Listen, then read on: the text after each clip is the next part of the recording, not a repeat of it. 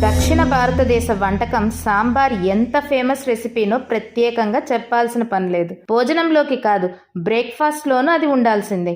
అలాంటి ఈ రెసిపీ తయారీని ఎవరు కనుక్కున్నారు? దానికి ఆ పేరు ఎలా వచ్చిందో తెలుసా? ఈ మధ్య విక్కీ కౌశల్ నటించిన చావా సినిమా చాలా మంది చూసే ఉంటారు. చావా మూవీలో సంభాజీ మహారాజ్ జీవితంలో ఎదుర్కొన్న కష్టాలు, విజయాలు చాలా చక్కగా చూపించారు. అయితే సంభాజీ మహారాజ్కి సాంబార్కి సంబంధం ఏమిటా అనుకుంటున్నారా? ఆ మరాఠా పాలకుడి పేరు మీదుగానే సాంబార్ అనే రెసిపీ వచ్చిందట.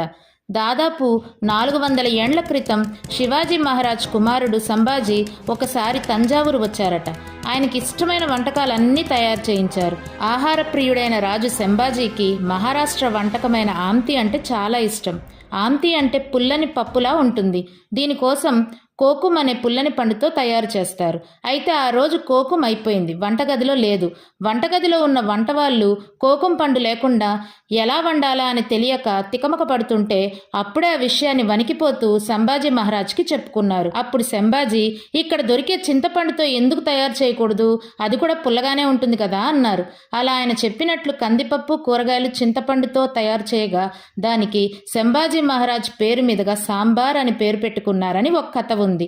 అయితే దక్షిణ భారతదేశంలో మరొక కథ కూడా ఉంది.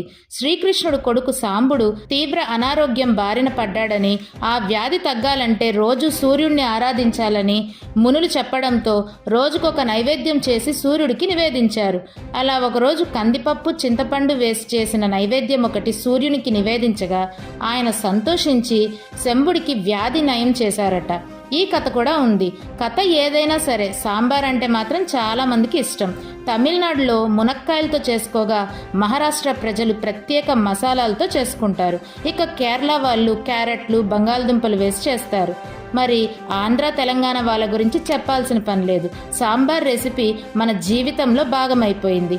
మరి మీలో ఎంతమందికి సాంబార్ అంటే ఇష్టమో కామెంట్ చేసేయండి.